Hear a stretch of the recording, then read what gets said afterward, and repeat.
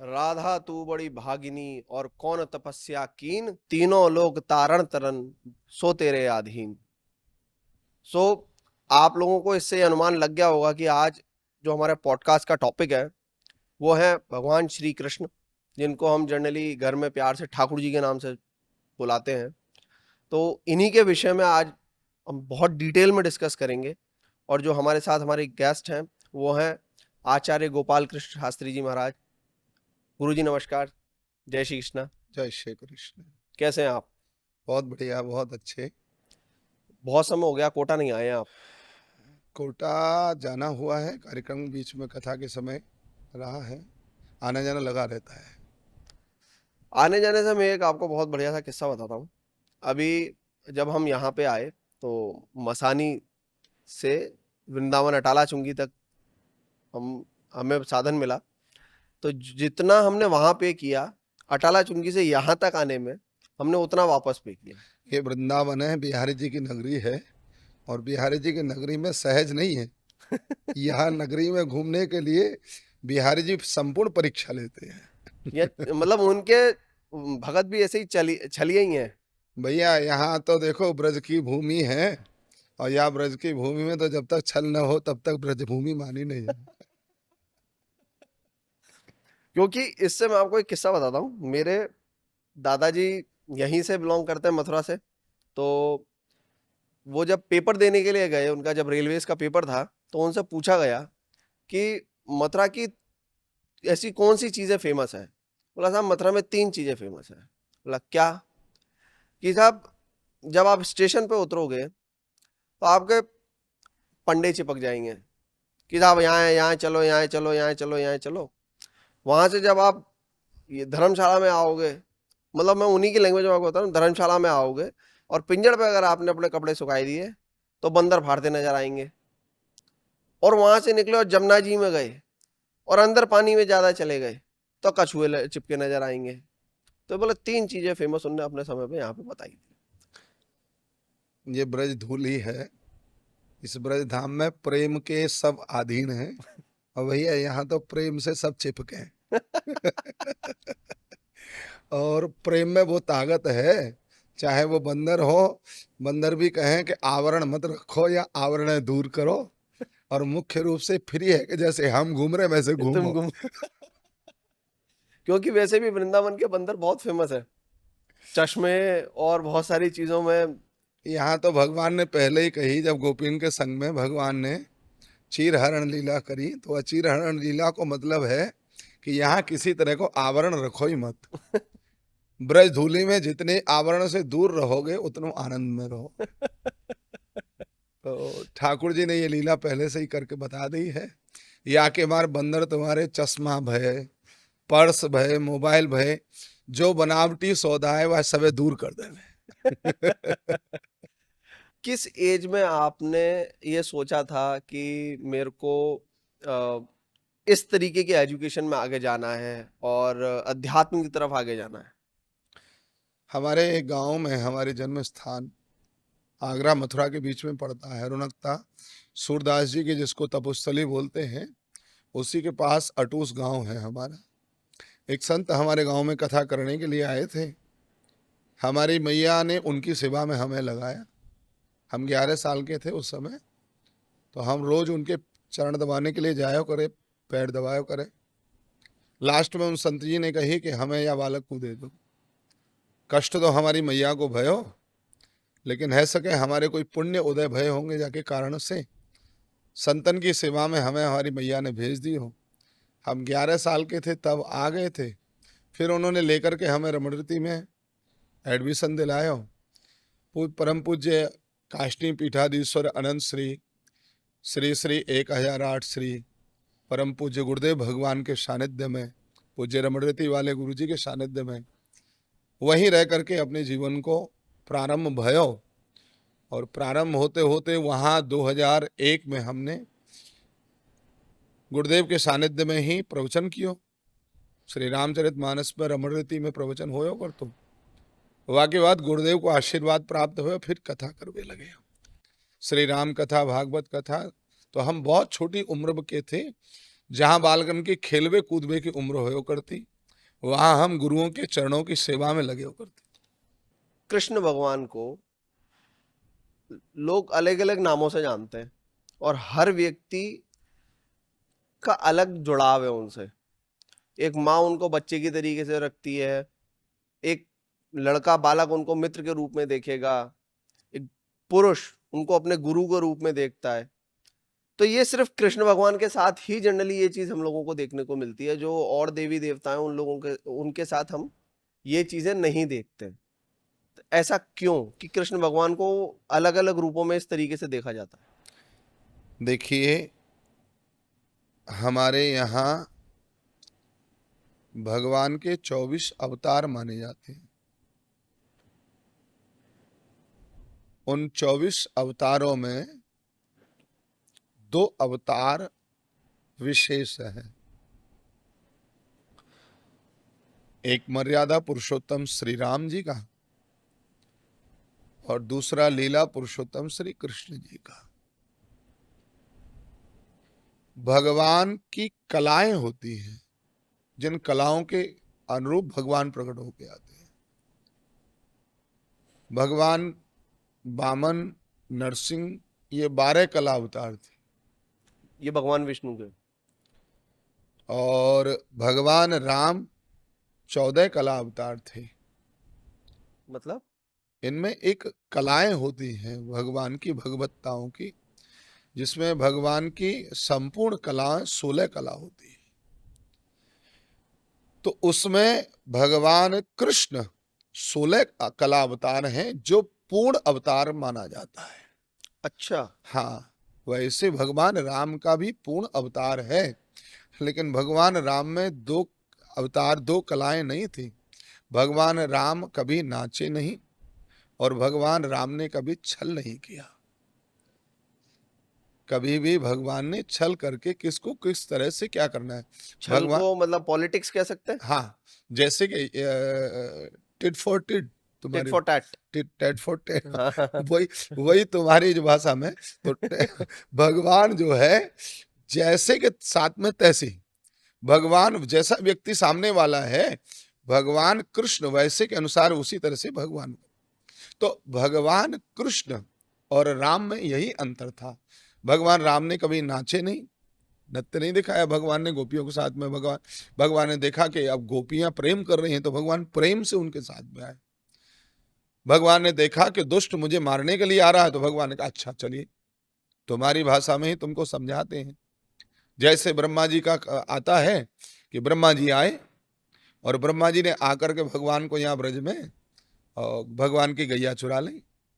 तो पहले गाय चुराई, बछड़े भगवान के, और फिर भगवान के जो ग्वाल वाल थे उनको चुरा लिए।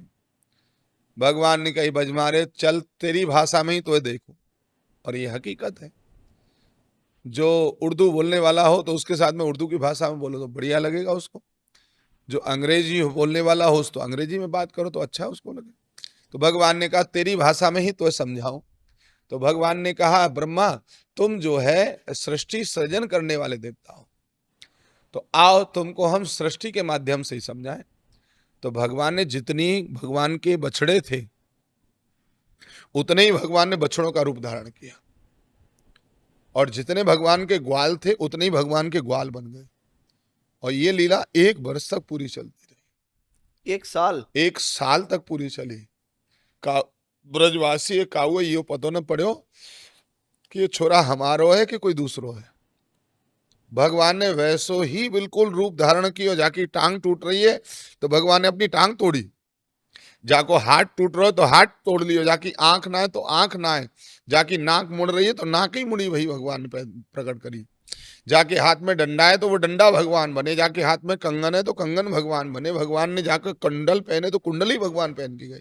नहीं तो बाकी मैया भाई मारती नहीं, बजवारे निपूदे कहाँ छोड़े आए तेरे को, मैंने तो एक बड़ा सुंदर हार पहराया हुआ, कहाँ पटक आयो। लेकिन काऊ की मैया ने कोई शिकायत नहीं करी। पूरे 1 वर्ष तक यह लीला चलती रही। क्यों? भगवान ने अंत में फिर ब्रह्मा को समझ में आई, और फिर ब्रह्मा आकर के क्षमा मांगी। बोले प्रभु मुझे क्षमा करो। भगवान बोले कहाँ है हमारे ग्वाल वाल, पहले तो ग्वाल वालन को लाके दे हमें। सो लेके बोले महाराज ये रहे सब रे, और भगवान के पास जैसे आए तो भगवान ने अपनी लीला पहले ही अंतर ध्यान कर दी। तो भगवान कृष्ण, जो व्यक्ति जिस भाव से आवे वाई भाव से भगवान वाकाज प्रकट है जा।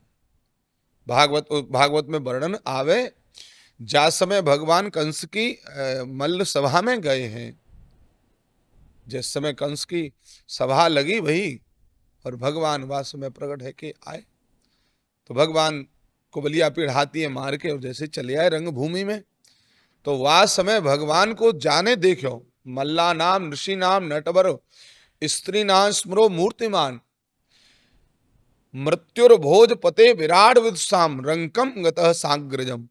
भगवान को गोपियों ने एक बहुत सुंदर पुरुष के रूप में देखो, मल्लों ने एक बहुत बड़े मल्ल के रूप में देखो, ग्वाल वाला ने देखो हमारा तो यार आ रहा है, नंद बाबा ने देखी हमारो लाल आ रहा है, जा काऊ ने जैसी भावना से देखो, राजाओं को लगे अरे ये तो हमारो महाराज है, तो जाकी जैसी भावना होवे। भगवान कृष्ण ये यथा मां प्रबध्यन्ते तांस तथै भुजाम्यम, भगवान ने गीता में कही, बोले अर्जुन जो मोह जा भावते भजे, मैं वाकाय वही भावते प्रकट हो। तो भगवान कृष्ण ही एक ऐसो आराध्य देव हैं, जाने वाकु सखा कह के पुकार्यो, तो भगवान वाके लिए अपनी सर्व संपत्ति को छोड़ के, सुदामा ने कही मेरो तो यार है, जा राजा के लिए जा महाराज के लिए दर्शन के लिए तरसो करें, और जब वाने अपनो हकीकत में यार माने हो तो वाका सर्व सारे वैभव छोड़ के, और भगवान कृष्ण ऐसे भागे जा गलियन में महाराज मखमली गद्दा बिछाए जाए, वाके ऊपर सुंदर सुंदर पुष्प बिछाए जाएं कि कहीं भगवान के कोमल कोमल चरणन में लग न जावे। जब भगवान उन गलियों से गुजरो करे, लेकिन जब वक्त सुदामा आयो तो वह गली में झाड़ू लगे हो कि ना लगे हो ये भगवान ने नहीं देखो, दौड़ करके भगवान नंगे पैर दौड़े। ये ना है कि भगवान ने अपने काम पावन में चरण पादुका पहन रखी हो, भगवान ने दौड़ के जाके अपने अंक में भर लियो। सारे लोग हंस रहे, उन्होंने जैसे ही कन्हैया को देखो कि राजाधिराज महाराज परम चक्रवर्ती सम्राट द्वारकाधीश, जिन गलियों को आज तक दर्शन नहीं कियो, वो एक जब फटे वहे धोती वारे का भाग के आए। भगवान अपने भक्त के प्रेम के कारण से भगवान प्रकट है जावे और वैसो ही भगवान रूप धारण कर ले। तो सुदामा जी का जो ये वाक्या हुआ था, तो ये द्वारिकाधीश गुजरात में जो है वहां हुआ था या मथुरा में हुआ था ये नहीं, वाक्या? गुजरात द्वारकाधीश सौराष्ट्र। और ये महाभारत से पहले का किस्सा है या महाभारत के बाद का किस्सा है? ये महाभारत के बाद का किस्सा है। ठाकुर जी की सेवा पूजा जो है, कई लोग ये कहते हैं कि घर में लड्डू गोपाल जी विराजमान नहीं करने चाहिए, तो ये सही में ये विराजमान नहीं करने चाहिए या फिर ये एक मिथ है, मतलब लोगों की सिर्फ बनाई हुई कहानी है कि नहीं लड्डू गोपाल जी की सेवा पूजा हुई की जा सकती है घर में? देखो जा घर में लड्डू गोपाल न होए, हमारे ब्रज में तो यूं कहें हकीकत देखे जाए तो वो घर ही ना है। तो लड्डू गोपाल मानो हमारे जीवन को आधार, ब्रजवासी तो यूं कहें कि जा घर में लड्डू गोपाल नहीं होएगो, वो घर घर ही नहीं माने जाएगा, वो तो भूतन को अड्डो है भैया। क्योंकि लड्डू गोपाल रहे तो मानो हमारो बेटा हमारे घर में है। ब्रजवासीन का तो कोई भाव से अपनो बेटा माने, कोई भाव से वाकू अपनो सखा माने, कोई भाव से वाकू अपनो जो है प्रियतम भी माने, और कोई वाकू अपनो जाको जैसो भाव रहे वैसो भाव से बात। हाँ, इसकी एक वो भी तो ना, जिस जाको रही जाकी भावना रही भावना जैसी प्रभु मूरत देखिए तन तैसी। तो भैया लड्डू गोपाल तो हर घर में हो। दूसरी बात रखी जाए कि न रखी जाए, और रखें तो फिर कैसे रखें। हाँ, बात यूं आए कि आखिर में फिर रखें तो कैसे रखें। तो पहली बात तो भैया जी है कि हमारे ब्रज के ठाकुर के लड्डू गोपाल के कई तरह की पूजा है।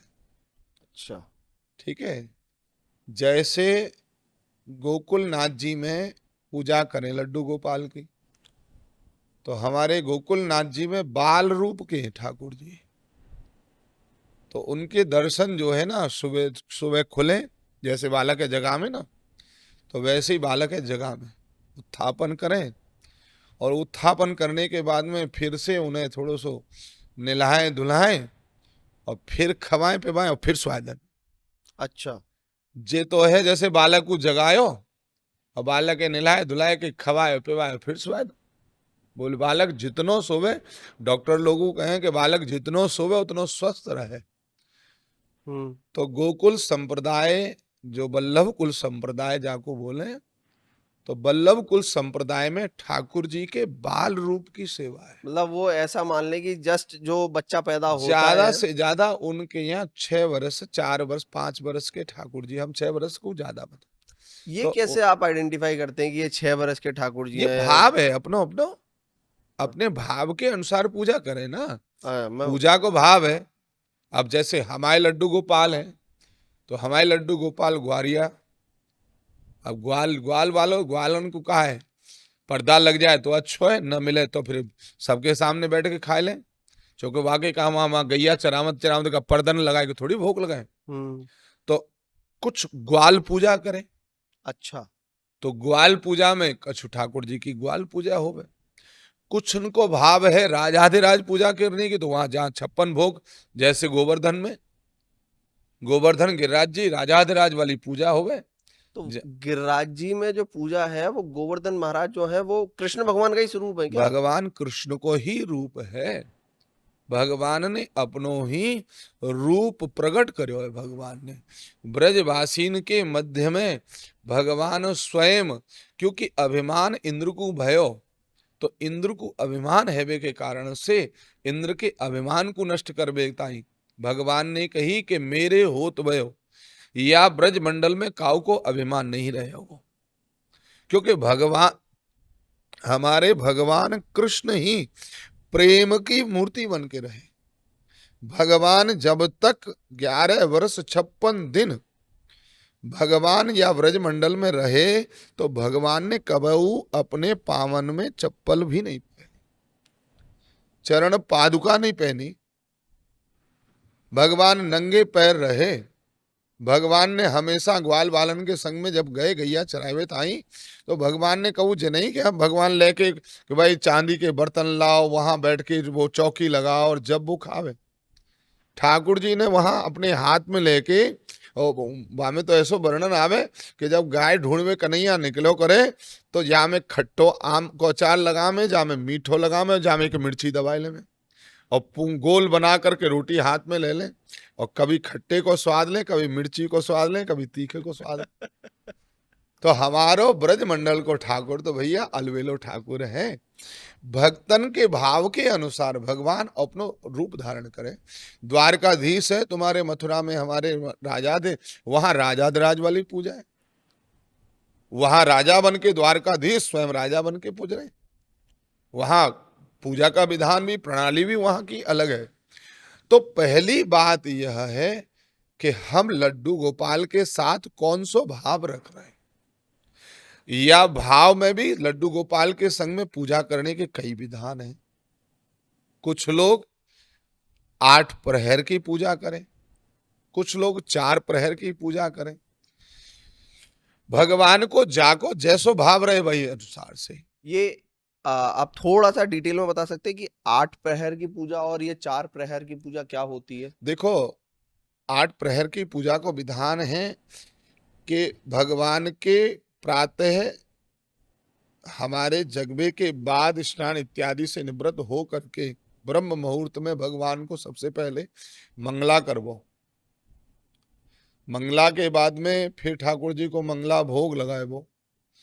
वाके बाद में ठाकुर जी के मंगला भोग के बाद में फिर ठाकुर जी को स्नान कराएबो। स्नान के बाद में ठाकुर जी को श्रृंगार सजाएबो। श्रृंगार सजा के ठाकुर जी की फिर श्रृंगार आरती करनो, श्रृंगार भोग धारण करनो, श्रृंगार आरती करनो। फिर भगवान के जो है मध्याह्न को फिर पुनः भगवान को भोग धरा वो उनको करबो। वाके बाद फिर भगवान की राजभोग आरती करबो। फिर भगवान को राजभोग आरती के बाद में फिर भगवान को पुरा। फिर सायकालीन फिर भगवान को उत्थापन करनो। उत्थापन करने के बाद में फिर भगवान की उत्थापन आरती, फिर धूप आरती, फिर वाके बाद में भगवान की संध्या आरती, फिर भगवान को संध्याकालीन को भोग भगवान को, फिर रात्रि के समय भगवान को दूध को मलाई को जैसे जाको भाव रहे वाको भोग, और फिर रात्रि के समय भगवान को फिर पौड़ाएबो, फिर सुलानो भगवान को। तो ये पूरी सेवा है। तो ये 8 पहर की सेवा जी। है। कुछ लोग इसमें 4 प्रहर की भगवान की पूजा करें, जिन्हें केवल ठाकुर जी को मंगला आरती ना कर पावे, ठाकुर जी उठाए स्नान करायो और भगवान को लेकर के फिर राजभोग धरते हैं। ठीक है, क्योंकि घर गृहस्थ में रह करके ये सारे इतना नियम ना है। वाके बाद में शाम को भगवान को पुनः पर्दा खोल दियो, और खोलवे के बाद में भगवान की धूप आरती कर दी तो करी, ना तो पर्दा खोल के भगवान को प्रणाम कर लियो, फिर भोग धरो तो धर दो, ना तो फिर शाम के समय भगवान को दूध पिलायो, संध्या आरती करी और शाम को भगवान को दूध पिलायो, दूध पिलाए के भगवान को सुलाए दियो। तो कछु 4 प्रहर की ऐसी सेवा हो जावे। और कछु लोगन को भाव ऐसो होवे कि प्रभु हम तो ज्यादा कछु करना पावे, क्योंकि हम भोग भी ना रख सकें, तो प्रभु हमारा तो सीधो सिद्धांत है आपको स्नान कराए दें, और स्नान करावे के बाद में, और कई लोग जो है भगवान के सामने वो तो फॉर्मेलिटी है जावे, भगवान को बस एक तरह से कि घर में साहब हमें भगवान होता है, तो भगवान को बस स्नान करायो, और स्नान कराए के 4 चरौनी भगवान के सामने धरते हैं कि ले इन्हें खामत रहो। ये भावना है। हकीकत लड्डू गोपाल की सेवा तो ऐसे है जैसे हमारे घर में कोई बालक, छोटा बच्चा, छोटो बालक, और आज छोटो बालक को जैसे महाराज घर में कोई भी चीज आवे तो हर व्यक्ति को मन करे पहले वह खवाओ, वाके बाद में हम खुद खाएंगे। तो जैसे अपने छोटे बालक की सोच के हम कोशिश ये करें कि कोई भी तीखोर या ऐसी चीज न लेके आवे जैसे हमारे बालक को नुकसान होए, हम हर वस्तु सोच समझ के लावे। ऐसे ही हमारे भगवान को कोई भी तरह की हानि न हो, ऐसी वस्तु घर में लेकर के आए और हर वस्तु को भगवान को भोग लगाए। मादक पदार्थों का भगवान को भोग नहीं लगता, न तो भक्त को खाना चाहिए और न घर में लेके आना चाहिए। मादक पदार्थ तामसी पदार्थ जैसे होते हैं, प्याज लहसुन इत्यादि से बनी हुई वस्तुएं, उनके माध्यम से हमारे भगवान को भोग धारण नहीं होता है। अभी आपने प्याज और लहसुन का जिक्र करा ना, तो चलो ये बहुत अच्छा टॉपिक है जिसके ऊपर बात की जा सकती है। देखिए, लहसुन और प्याज, जिसको हम गार्लिक और अनियन के नाम से जानते हैं, लहसुन और प्याज का साइंटिफिक रीजन भी है, वो एज अ मेडिसिन के तौर पे भी यूज किए जाते हैं। तो उसको डेली बेसिस रूटीन में क्यों नहीं रखते? देखिए, बात यह है तो वो औषधि के रूप में। भाई गार्लिक है, किसी को हार्ट डिसीज है तो डॉक्टर्स रिकमेंड करते हैं कि आप सुबह सुबह 2 गार्लिक चबाइए और भूखे पेट उसको ले लीजिए सुबह सुबह अर्ली मॉर्निंग। प्याज है, उसको भी स्पेशली गर्मियों के समय लू के टाइम पे, जब लू लग जाती है तो लोग उसको कूट के हाथों में पैरों में मसलते हैं, तो उससे बोला लू चली जाती है, या बोलते हैं कि जेब में रख लो इससे लू नहीं लगेगी। तो इनके मेडिसिनल तरीके पता है, लेकिन जो रिलीजियस पर्सपेक्टिव है उसमें यह है कि भाई ये नहीं खाने चाहिए। तो क्यों भाई, है तो वो मेडिसिन। देखो, पहली बात तो बात यह है कि हम लोग खामा खा की ये बातें कहें कि हम सब दवाई खा रहे हैं। पहली बात तो हम प्रार्थना कर दें कि कोई भी वस्तु, वो दवाई हो चाहे कछु हो, वाको लेके जब तुम मसालों में भूंज देते हो तो वाको अस्तित्व खत्म है जावे। प्याज को जो अस्तित्व है ना, जो उसमें मेडिसिन आप बता रहे हो, वो जैसे ही आप उसको तड़के में उसमें तेल में डाल करके उसको छौंकते हो तो वाको अस्तित्व तो खत्म है जावे। हमारे संत लोग, शास्त्र लोग कहते हैं कि कोई भी अगर प्राप्त करनी है औषधि, तो उसके रस को पान किया जाता है। अच्छा। ठीक है। दूसरा, प्याज और लहसुन के लिए कई लोगों ने कई कई भाव बताए कि ऐसे ये उत्पत्ति है, ये उत्पत्ति है, तो हम उत्पत्ति पर हमें जाने से कोई औचित्यता नहीं है। जहां से भी जैसे भी वो उत्पत्ति है, वो उसकी उत्पत्ति है। मूल विषय यह है कि हमको उसको खाने से, तुमने बहुत अच्छी बताई कि वह शरीर में हमारे में और जो है वो औषधि देती है, तो हम लोग औषधि पर्पस से उसे खाते ही नहीं। हाँ। पहली बात तो यह है कि आप औषधि कहाँ खा रहे हो? शाम का भोजन करने के लिए बैठे हो, प्याज लेकर के खा रहे हो, तुम चबा रहे हो, तुम औषधि थोड़ी खा रहे हो भैया। तुम तो स्वाद कर रहे हो, और स्वाद कभी औषधि नहीं हो सकता है। हमारी जीव को चट्टन है, सीधी सीधी बोले भाषा में तो, ब्रज भाषा में, हमें तो केवल जीव को चट्टन आयरो है, या के मार प्याज खा रहे हैं। दूसरी बात, औषधि खानी है तो औषधि के लिए कभी भी न कोई शास्त्र न कोई वेद ने मना किया है।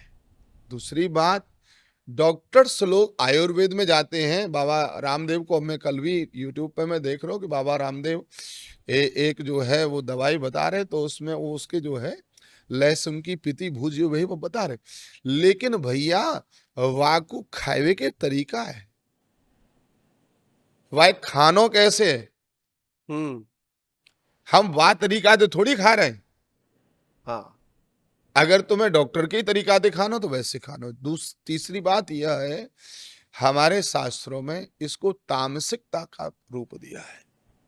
तामसी इसलिए है क्योंकि किसी भी वस्तु का भक्षण करने के बाद, या कोई भी वस्तु जिसमें से दुर्गंध आती है, वो भगवान के लिए ग्राह्य नहीं है।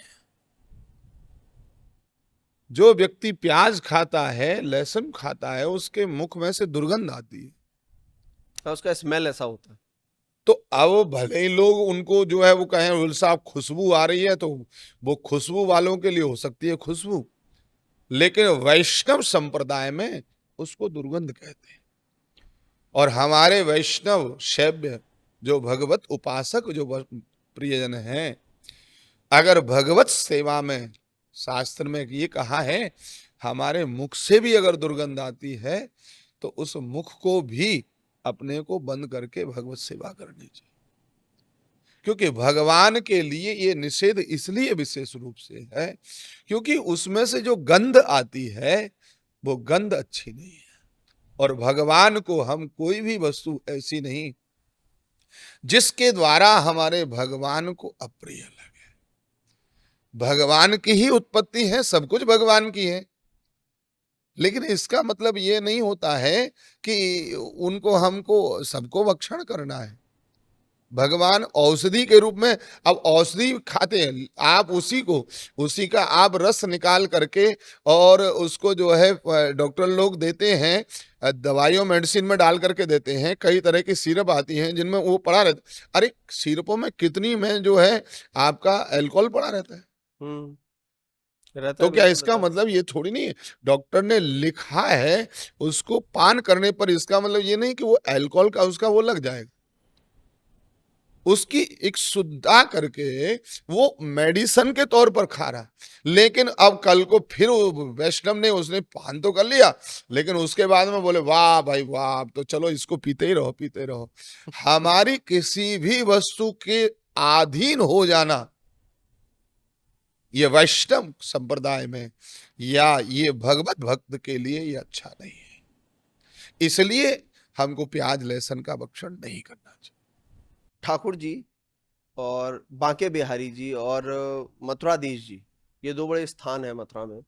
जन्मभूमि तो है ही सही, लेकिन इन दोनों की आरती पूजा का समय और तरीके में फर्क है। तो ये वही चीज है जो अभी आपने बताई थोड़ी देर पहले कि ठाकुर जी के बाल स्वरूप और राजाधिराज जो स्वरूप है। देखो उन दोनों सेवाओं में थोड़ा सा अंतर है। द्वारिकाधीश की जो सेवा है वो अपरस की सेवा। अपरस माने जहां जो सेवक है उससे किसी बाह्य वस्तु का स्पर्श भी न होना। क्या क्या क्या, सॉरी? अ, अपरस की सेवा बोलते हैं।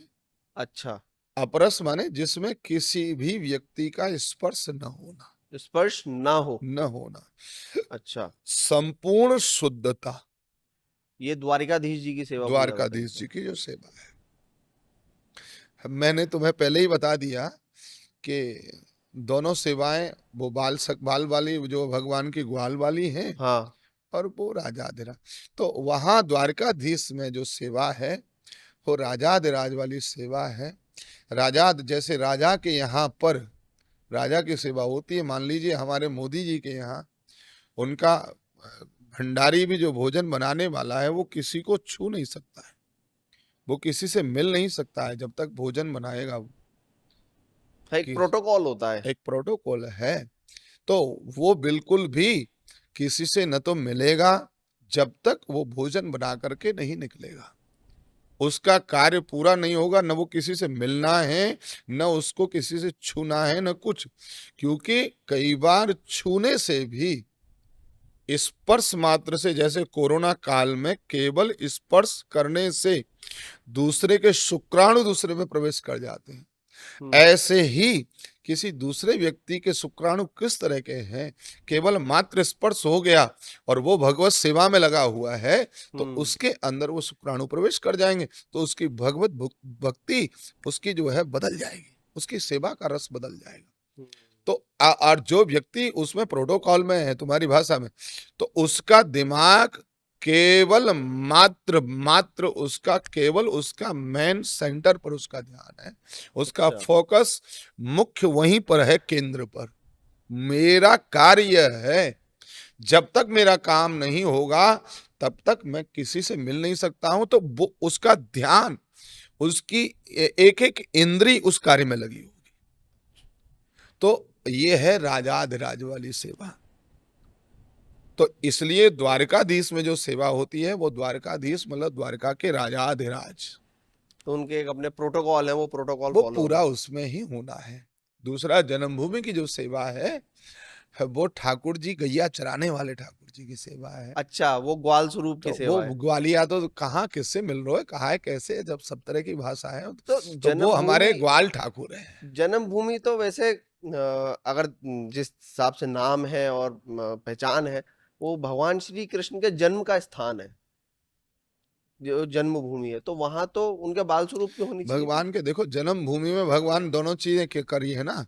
भगवान जो है वहां पहले भगवान ने जाकर के जो है जन्म लिया है, हाँ। और फिर भगवान ने आकर के कंस को भी मारा है। अच्छा, ये वो सेम जगह है, जी, जन्मभूमि जो है ये वो वही का सेम जगह वही है जहाँ वही पे। वही विधान बताते हैं, क्योंकि इन जगहों को सबको बल्लवाचार्य जी ने आकर के पुनः सजीव किया है।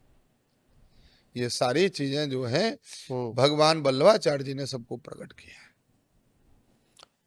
और बांके बिहारी में ठाकुर जी के बाल स्वरूप की सेवा पूजा होती है।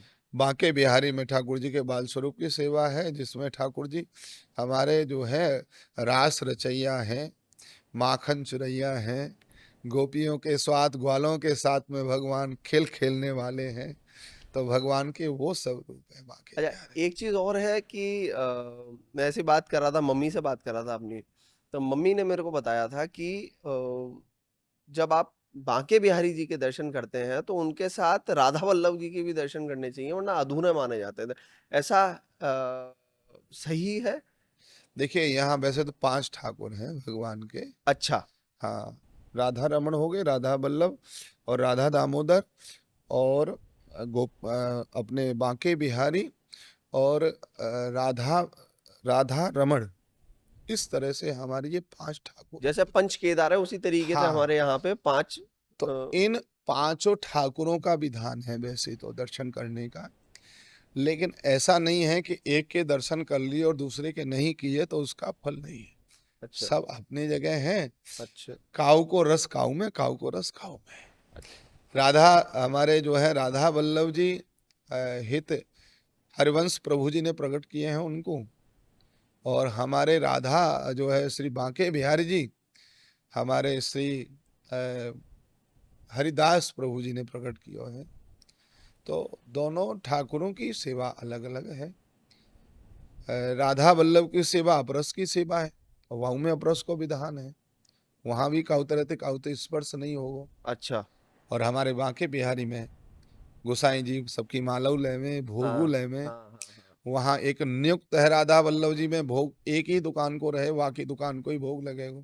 अच्छा। हाँ, और हमारे बांके बिहारी में तो सबको भाव लगे, क्योंकि हमारे ठाकुर जी बांके बिहारी तो ग्वाला ठाकुर हैं, सबके साथ में रसीले ठाकुर जी हैं। अरे वहां तो महाराज काऊ के संग में ठाकुर जी आंखों मचका में, और काऊ भगवान अपने प्रेम से पप्पू दे दे में ले बेटा आ जा। तो ये तो एक रिचुअल भी है ना यहाँ पे, मैं मिस कर रहा हूँ, मेरे को प्रॉपरली याद नहीं है, वो बांके बिहारी जी का है या अपने द्वारिकाधीश जी का है, कि पर्दे लगते रहते हैं थोड़े थोड़े बांक समय अंतराल में, कि ठाकुर बांके बिहारी जी को है। बांके बिहारी के नजर ना लग जाए ठाकुर जी को।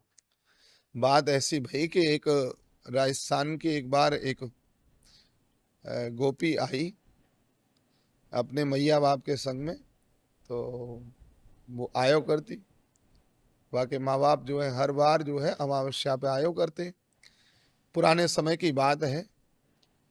तो एक छोटी सी बा के संग में उनकी बेटी थी, तो वो भी आयो करती। तो ठाकुर जी वो रोज आयो, जब आवे तो तभी आकर के कहे चौने यही ठाड़ो रहेगो, चल मेरे संग में, अरे तो खेल खिलाऊंगी है, कब तक ठाड़ो रहे, ठाड़ ठाड़ ठाड़ ठाड़ो, परेशान है वो तो, अजा ठाड़ो रहे कछु खेले न कूद रहे, ऐसे ही ठाड़ो रहे। तो वह गोपी के भाव पे भगवान रीझ गए। अच्छा। सो भगवान जब रीझ गए तो भगवान ने कही चलो चलो जा गोपी के संग में, सुई भगवान चल दे।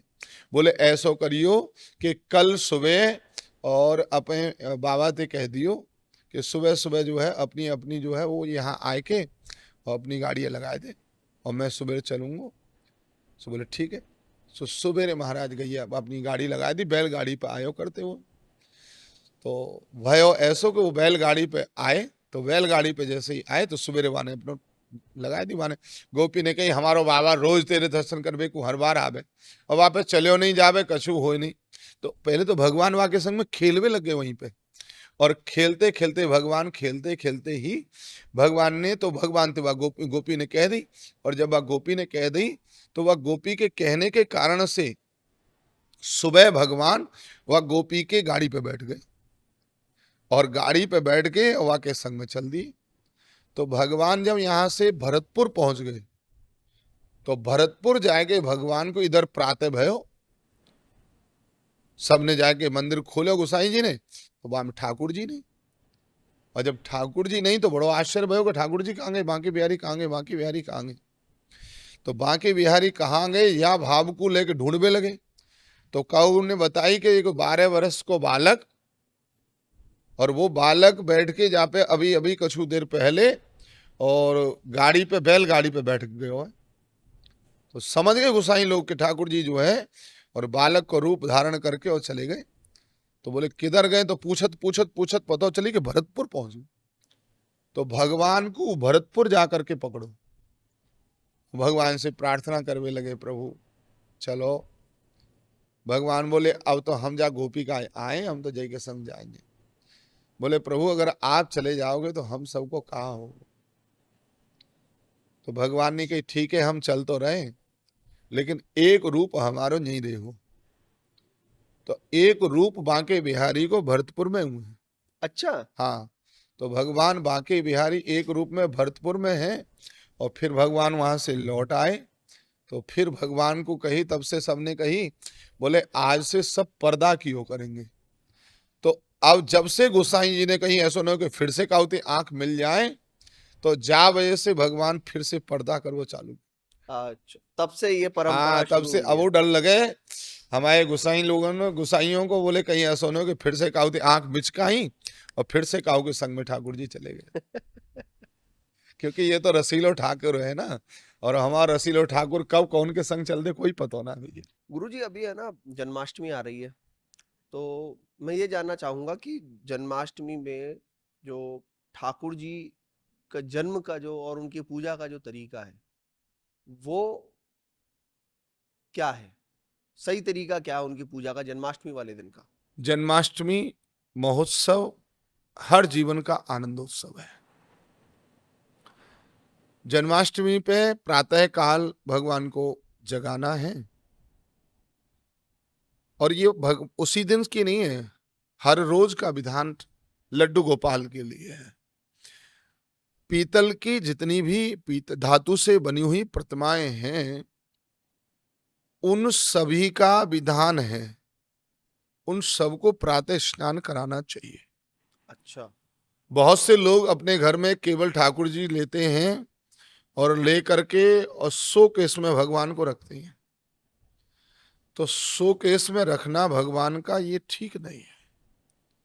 भगवान के दिखाने की चीज नहीं है, भगवान को दिखने की चीज है। हम भगवान के सामने समर्पित हो जाएं। हम भगवान को भगवान जब तक नहीं समझे तब तक क्या फायदा ना। एक वो दृष्टांत आता है कि एक व्यक्ति जो है वो भगवान की सेवा करता, भगवान से मांगता, बोले प्रभु थोड़ा धन दौलत दो। तो पहले वो काली की सेवा किया करता था। किसी ने कहा, बोले पागल आदमी, काली मैया क्या, वो तो दुष्टों का संहार करती है, वो धन थोड़ी देंगी। तो बोले क्या करूं? बोले एक काम करो, अष्ट सिद्ध नवनिधि के दाता असवर दीन जानकी माता हनुमान जी की सेवा करो, तो वो अष्ट सिद्धि नवनिधि देंगे। तो उसने कहा ठीक है, तो हनुमान जी की सेवा करने लगा। तो काली मैया की प्रतिमा जो थी वो एक आले में रख दी। कोई महात्मा फिर से आए, उन्होंने कहा भैया हनुमान जी तो पकड़ रहते हैं। हाँ, हनुमान जी के पास में, तो बोले हनुमान जी तो जो है वो तो एक लंगोटा पहनने वाले हैं, और वो तो केवल ये है कि राक्षसों का वध कर सकते हैं, और सब ठीक है, माता जी ने दिया है आशीर्वाद। तो बोले क्या करूं? बोले ऐसा करो, तुम भगवान शंकर की सेवा करो, क्योंकि 11 माह रुद्र है हनुमान जी। तो तुम अगर भगवान महाकाल की सेवा करोगे, भगवान भोलेनाथ की, तो वो बहुत जल्दी रिझ जाएंगे। तो बोले ठीक है, भगवान शंकर जी की सेवा करें। शंकर जी की सेवा करने लगा। किसी ने कहा अरे यार शंकर जी की सेवा तो ये तो बहुत दिन हो गए, कुछ भी फायदा नहीं हुआ। तो भोलेनाथ भी थोड़ा सा कभी कभी हिला करके देख लेते हैं। तो बोले क्या करना चाहिए? बोले किसी ने कहा कृष्ण की सेवा करो। भगवान कृष्ण की सेवा की। तो जो शंकर जी लेके आया था, हनुमान जी लेके आया, वो भी उस आरे से नीचे वाले आरे में वो ऊपर रख दिए। तो एक एक अलग अलग अलग अलग भगवानों को रखता गया। ये हुआ कि अंत में किसी ने कहा कि राम की सेवा करो, तो शंकर जी उठा करके कृष्ण भी रख दिए। किसी ने कहा अब लक्ष्मी की सेवा करो, तो लक्ष्मी की कृपा करो, थोड़ा थोड़ा धन आने लगा। जब इतने देवी थे, तो जब लक्ष्मी की कृपा से धन आने लगा, तो उसने कहा ये सारे देवता, तो वो धूप जलाता था, और धूप के धुआं ऊपर जाए, और जब धूप का धुआं ऊपर जाए, तो उसने कहा ओ हो, एक दिन उसकी दृष्टि गई। बोले बताओ, काम मेरा लक्ष्मी जी कर रही है, खुशबू ये सब सारे ले रहे। तो उसने लेकर के रुई और सबकी नाक में लगा दिया, और जब सारे देवताओं की रुई नाक में लगाई, तो सारे देवता भगवान से ही प्रकट हो गए सारे। उसने कहा क्या हो अब गए? समझ में आई। क्या हो गए? सारे लोग प्रकट हो गए, जितने भी देवता थे सब प्रकट हो गए।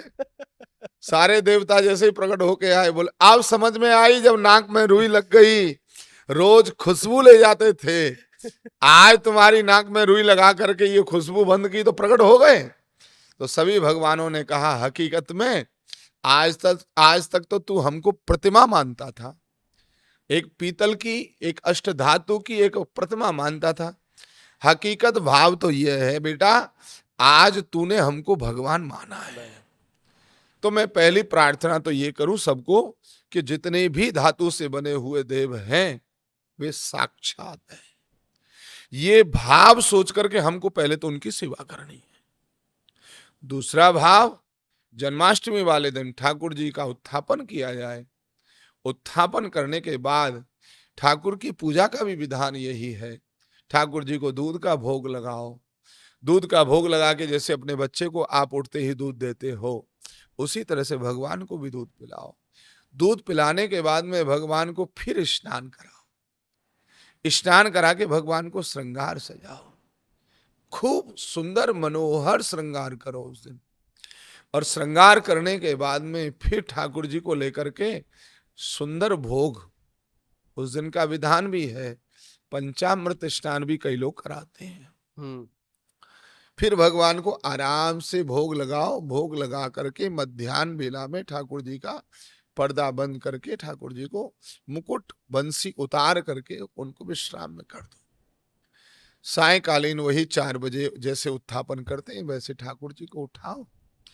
उठाने के बाद में भगवान को भोग लगा करके कई लोग संध्या कालीन भगवान को लेकर के या तो अनाज में छुपा देते हैं, कई लोग आटे की जो पंजीरी बनाते हैं उसमें छुपा देते हैं, कई लोग पीली दाल में लेकर के छुपा देते हैं। अलग अलग भाव है जिसका जैसे भी।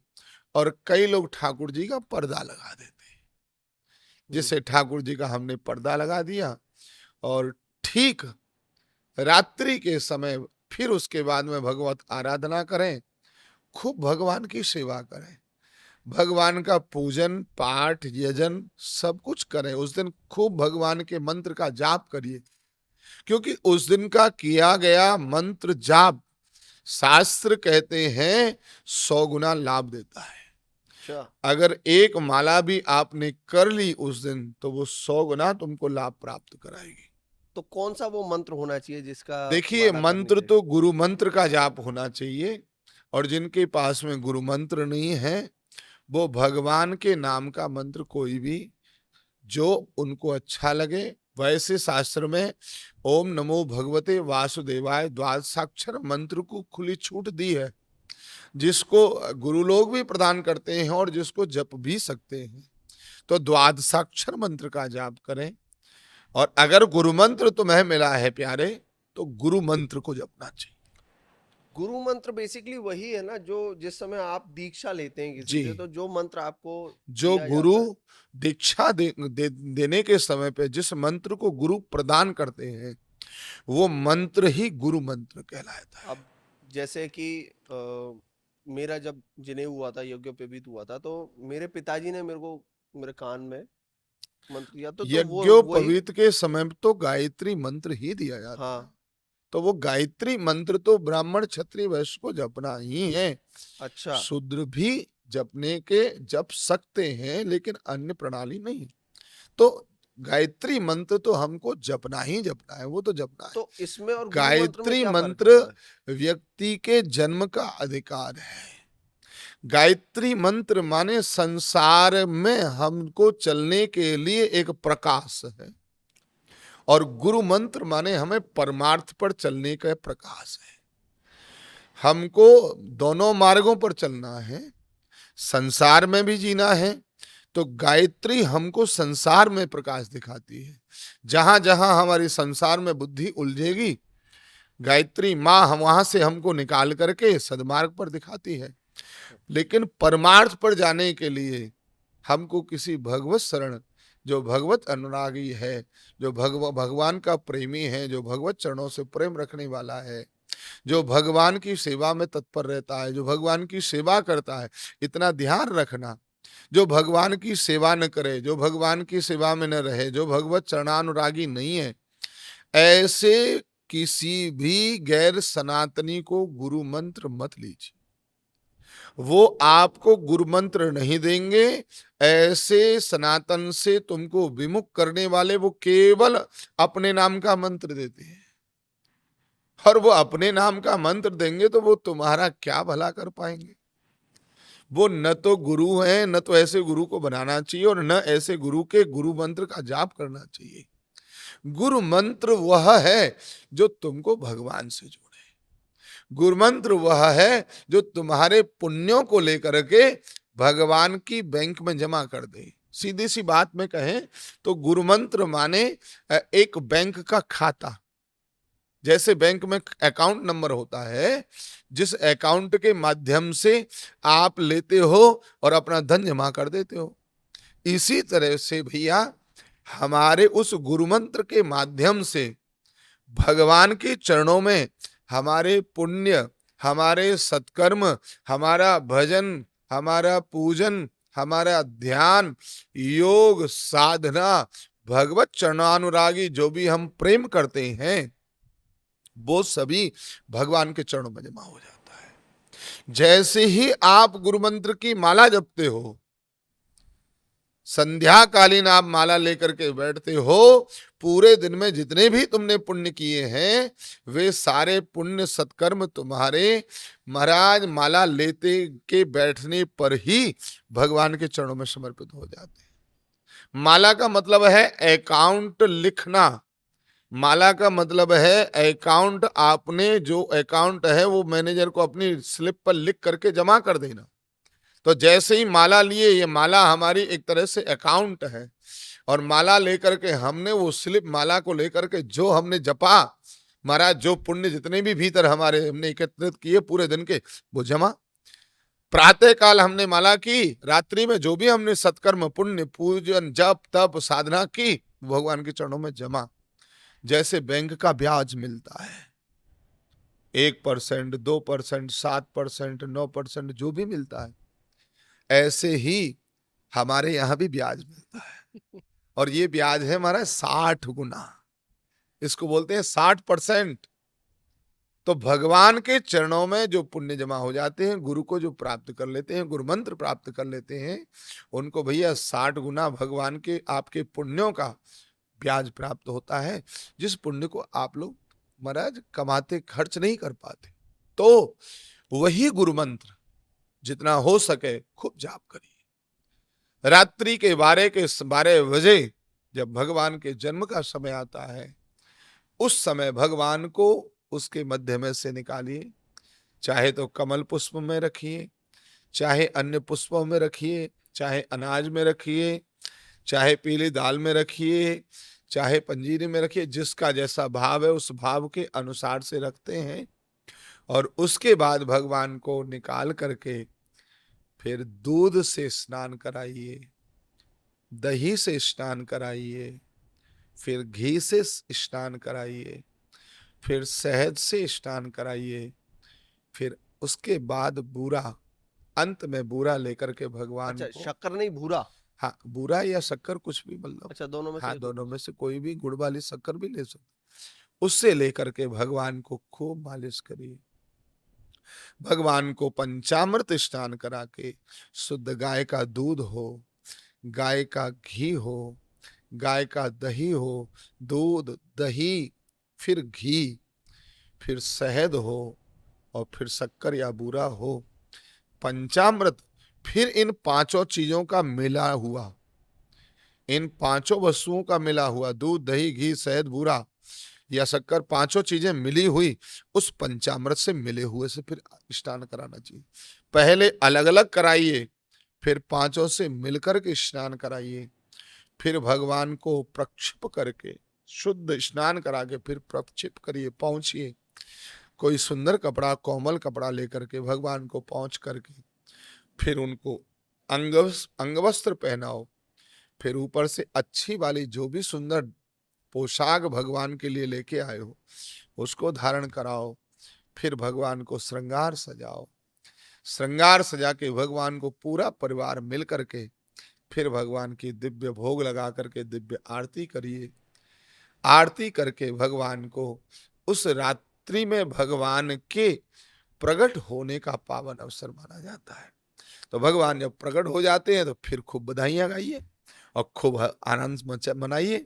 शास्त्र कहते हैं उस दिन सोना नहीं चाहिए, अच्छा। लेकिन कई लोग जो होते हैं रात्रि में सो जाते हैं। तो भगवान को उस दिन भगवान के साथ में हमको पूरी रात्रि वैसे जागरण करने का विधान है। उस अच्छा। दिन जागरण करिए और फिर उसके बाद में प्रातः काल जो समय हो तो भगवान को उसके बाद में फिर उस प्रातः काल भगवान को लेकर के सुला दीजिए, फिर सुला करके भगवान को फिर थोड़ी देर बाद में जगा करके फिर पुनः दूसरे दिन की चर्चा चले आए करें। तो ये विधान है जन्माष्टमी के ठाकुर जी के अवसर का। जन्माष्टमी पे एक चीज और होती है, जो पंजीरी का भोग आपने बोला, वो पंजीरी का भोग धनिये की पंजीरी का भोग लगता है। तो धनिये की पंजीरी का ही क्यों लगता है, मतलब आटे की पंजीरी का क्यों नहीं लगता? देखिए आटे की पंजीर का भी लगता है और धनिये का भी लगता है। एक्चुअली धनिया जो है ना, वो भगवान खोखला होता है, हाँ, धनिया अंदर से खोखला धनिया होता है। जो है वो ठोस नहीं होता है, हाँ। तो खोखला होता है। तो भगवान कहते हैं जो भीतर से खाली होता है वही मुझे प्राप्त होता है। तो भगवान को जो है, इसीलिए भगवान ने उसको चुना है। जीरा है वो ठोस होता है, ठीक है, अन्य वस्तुएं हैं वे सब ठोस होती हैं, लेकिन एक जो है धनिया ही ऐसा होता है, गेहूं होता है वो ठोस होता है। तो धनिया एक ऐसा होता है जो खोखला होता है, भीतर से खाली होता है। भगवान कहते हैं मुझे वही पाता है और वही मुझे भाता है जो भीतर से खाली होता है। तो इसलिए भगवान को धनिये का भोग विशेष लगता है। और भैया खाली रहना चाहिए, भीतर हम लोग कितने कितनी दुर्गंधें भर रखते हैं। भगवान कहते हैं मुझे पाना है तो भैया ये भीतर जो कचरा भर रखा है ना वो मत रखिए, प्रेम से खाली रहिए। दूसरे, चलिए, ठाकुर जी का जन्म हो गया, रात भर जग लिए, धनिया का भोग लग गया, आपने हमने दोनों ने खा लिया। अब आते हैं नंदोत्सव में। नंदोत्सव के बारे में थोड़ा सा बताओ आप। मतलब वृंदावन का नंदोत्सव कैसा होता है? वृंदावन का नंदोत्सव खूब आनंदमय होता है। गोकुल में अभी भी नंदोत्सव मनाते हैं, वृंदावन में तो मनाते ही हैं, लेकिन मुख्य नंदोत्सव गोकुल का है। अच्छा। और आज भी कृष्ण जन्म के अगले दिन नंदोत्सव आज भी वहां मनता है।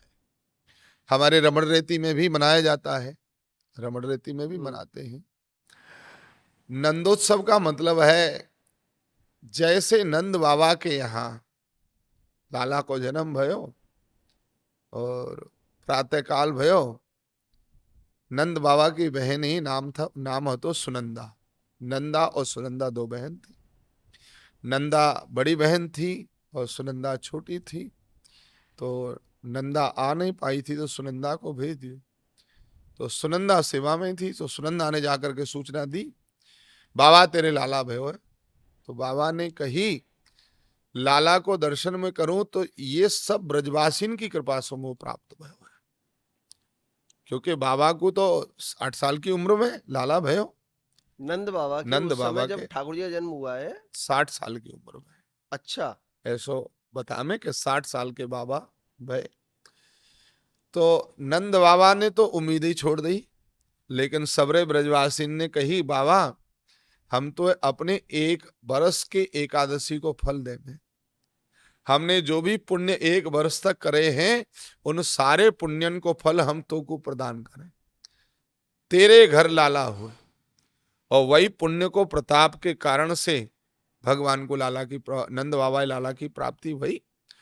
तो नंद बाबा ने सोची कि अगर ऐसो खुशी को समाचार मुझे प्राप्त भयो है तो मैं अकेले कैसे भाई आनंद मनाऊं।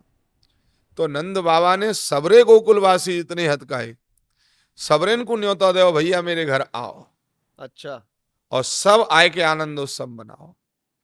महाराज वो जो भी जाने सूचना सुनी, वाने ऐसो नहीं कि मेरो काम बिगड़ रो है, मेरो जी काम डलो है, मेरो वो काम डलो, काऊ ने बहानो नहीं करो।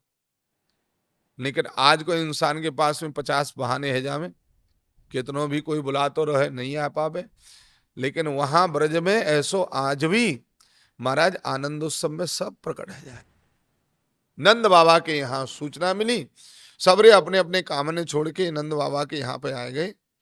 और नंद बाबा के यहाँ आए के जो रखो महाराज सबरे व आनंद में ऐसे पागल भय, ऐसे पागल भय, सब बधाई ले ले के आए, आपस में लुटाए हुए लगे। पहले तो फूल फेंके, फूल फेंकने के बाद में जो कछु लेके आए फिर वो आए को फेंकवे लगे, ले भैया तू ले तू ले तू ले तू ले, सबको बधाई देवे लगे। अब आके बाद में तो महाराज ऐसा भाव भयो कि जो पहन रहे वही लुटाए हुए लगे। नंद बाबा ने देखो उनको भाव और प्रेम, तो नंद बाबा ने कही भैया घबराओ मत, खजाने खोल दे। बोले जाको जो मन करे वो लुटाओ और लूटो। सो महाराज पूरो खजानो खोल दियो और वहां में ते भर भर के सबरे ब्रजवासी ने जे पाया राखा नहीं काऊ, जाने पायो वाने लेके आगे लुटायो। और महाराज वाने और आगे लुटायो, वाने और आगे लुटायो। वो हराएगी चली पूरी की पूरी। मतलब इतनो भयो कि पूरे ब्रजमंडल को आनंद की प्राप्ति। इतनो लुटायो, लूटत लूटत लूटत लूटत हार गए। ले लूटते लूटते और लुटाते लुटाते हार गए। लेकिन नंद बाबा के यहाँ खजानो खाली नहीं भयो, और जहां भगवान प्रकट है के हमें वहां कमी का बात की रहा है। महाराज सब कछु आज हु ब्रजमंडल में हम सब ब्रजवासी प्रकट है के आनंद मनावे, सब ब्रजवासी एकत्रित है में। और महाराज आज हु नंद चौक है वहां, अच्छा। वह नंद चौक में सबरे इकट्ठे है जहाँ में। और फिर महाराज वहां पे खूब तो बधाइयां हो में, और खूब बधाई के साथ साथ में खूब लूटपाट हो गए। तो लूटपाट को मतलब है हम अपने जीवन को जो भी हम पर है भगवान सब तुमको न्योछावर है। तो आज वो खूब आनंद मनावे और खूब लूटे और लुटावे महाराज। एक तो डोकरी पुराने जमाने की बात आवे, सो माखन को महाराज आए के बूढ़ी डोकरी आई, हवा के मुंह में दांत नहीं, सो आए के वो पूछने लगी चौरे बज मारे हो का भयो। तो जैसे ही का को मुंह खोलो ना, और वैसे ही महाराज वहां ग्वाल खड़ो, ग्वाल ने एक महाराज गोला बनायो माखन को, और जैसे ही वहां को मुंह खोलो का, तो लेके वहां को गोला भाई मुंह में डाल दियो। ले डोकरी के दांत तो हद ना है। सो महाराज वो गोला जैसे ही मुंह में आया, सट सीना भीतर चले गो। डोकरी ने एक डकार सीधे ही डकार लेवे के बाद में बोली बज मारे हो का भयो। लाला बोले भयो। डोकरी तेरो मोह मीठो है गो, और का भयो। अब मोह मीठो काय चक्कर में होवे, बोले काय चक्कर में, बोले नंद रानी के लाला भयो। लाला भयो। तो आज वो खूब आनंद मनावे और खूब आनंद उत्सव हमारे ब्रजमंडल में हो। तो एक है ना ये जो लाला भयो से एक किस्सा मेरे को याद आ रहा है कि द्वारकाधीश जी का है, और कहाँ का मुझे एग्जैक्टली याद नहीं है।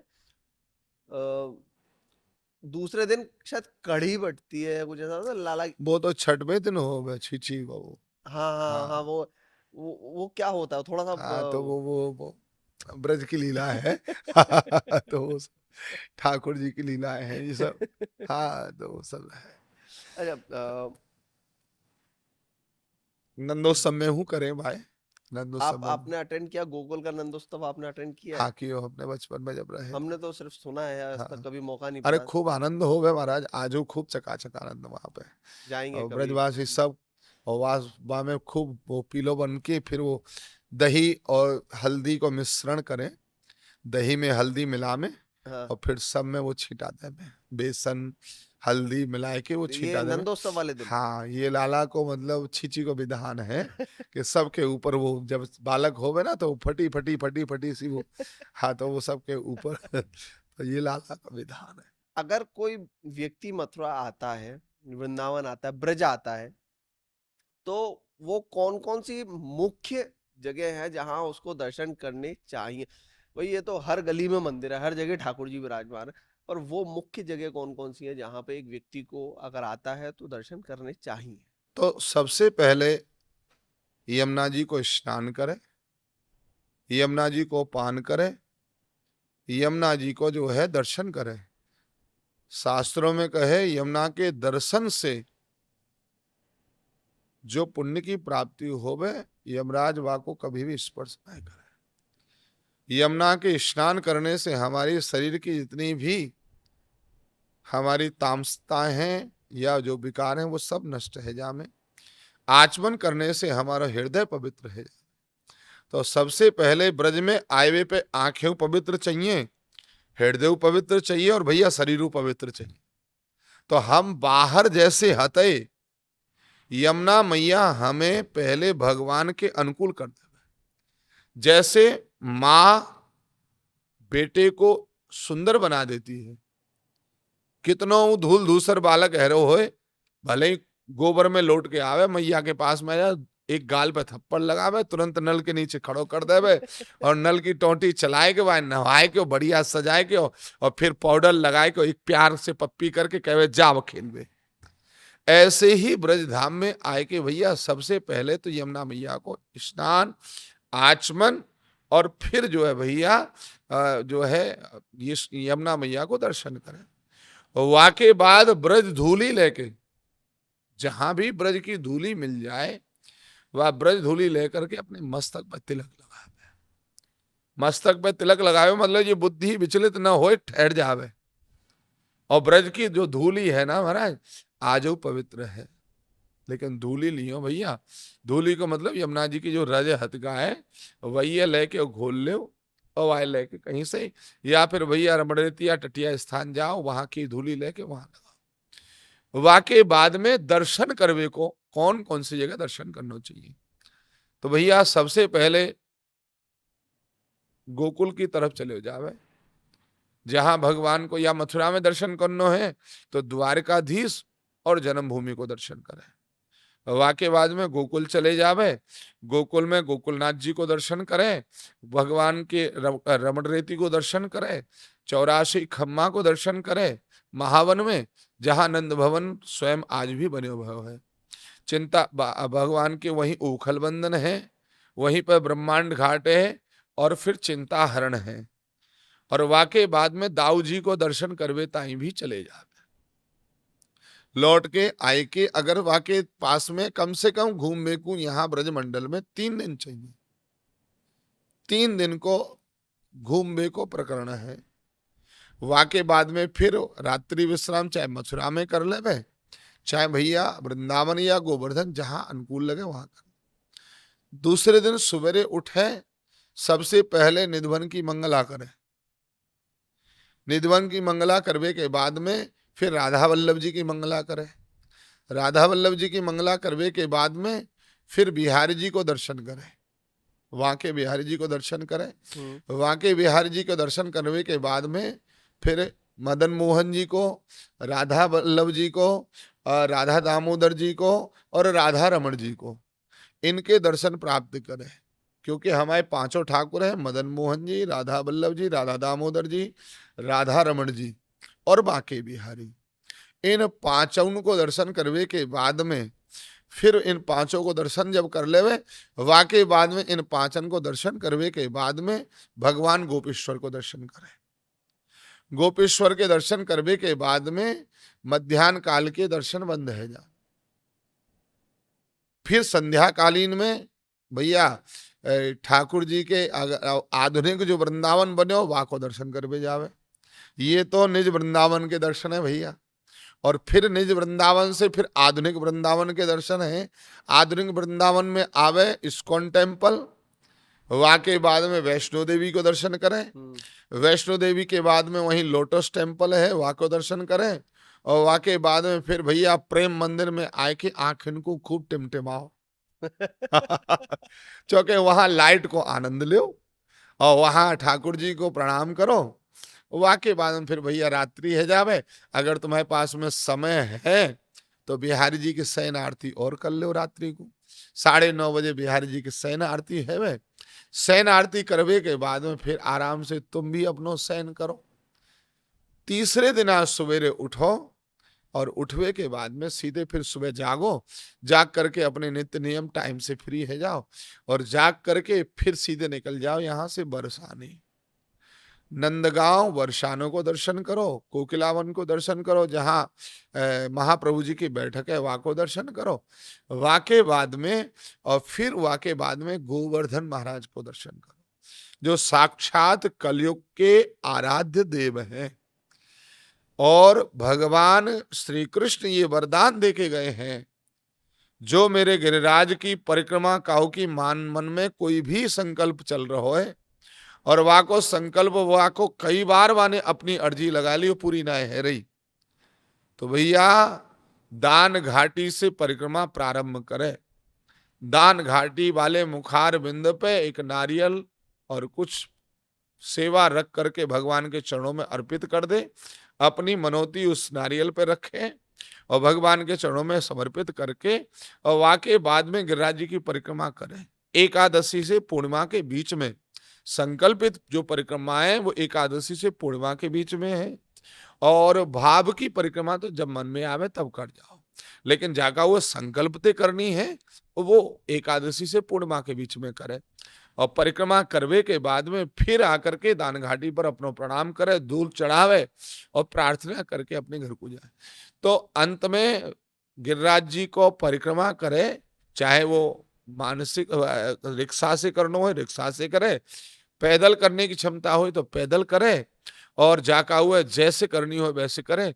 और परिक्रमा करके गिरिराज जी को अपने हृदय में रखते हुए ब्रज के तीर्थन को जहां जहां दर्शन करो वहां को दर्शन को लाभ लेते हुए और भैया फिर अपनी ट्रेन पकड़े अपने अपने घर उनको जाओ। है गो ब्रजमंडल को दर्शन। और यूं दर्शन करना चाहो तो हमारे वृंदावन में ही 10,000 11,000 मंदिर हैं। घूमते रहो भैया, जहाँ घर में जाओगे वही घर में मंदिर है। चलिए, बहुत अच्छा लगा आपसे गुरुजी, आपने समय दिया हमें और बहुत सारी चीज़ों के बारे में बताया, ठाकुर जी की सेवा पूजा के बारे में बताया। तो मैं ज़रूर आपसे दोबारा हम फिर पॉडकास्ट करेंगे और उसमें कुछ एक ठाकुर जी से रिलेटेड, कृष्ण भगवान से ही जुड़ी हुई कुछ और नई चीज़ों के बारे में जानकारी चाहेंगे। तो बहुत बहुत धन्यवाद, आपने समय दिया उसके लिए। बहुत बहुत शुभकामनाएं। जय श्री कृष्णा। जो लोग इन वीडियो को देखेंगे, अवश्य में ठाकुर जी में उनका अनुराग हो और आप जिस तरह से लगे हो इस सेवा में, भगवान से जुड़े हुए संबंधों में, हम ठाकुर जी से यही प्रार्थना करते हैं इसी तरह से आपकी हृदय की भावनाएं बनी रहें और ठाकुर जी आपको अपने हृदय से चिपका के रखें। और भैया खूब ऐसी आनंद मनाओ तो। चलो, जय श्री कृष्ण, जय गोपाल। जय श्री कृष्णा, जय गिरिराज, जय जय गोपाल। गोपाल, जय श्री राधे। जय श्री राधे राधे बोलो और वृंदावन में डोलो। जय जय श्री राधे। जय जय श्री राधे। सभी बोलो राधे राधे। राधे राधे। हो आपने ये पॉडकास्ट एंजॉय किया होगा। इस पॉडकास्ट में हमने काफी इंफॉर्मेटिव कम्युनिकेशन किया है और ये आपके लिए बहुत टाइम वैल्यूएबल भी रहा होगा। So please like, share and subscribe our channel and let us know कि what will you want in our next episode. Thank you.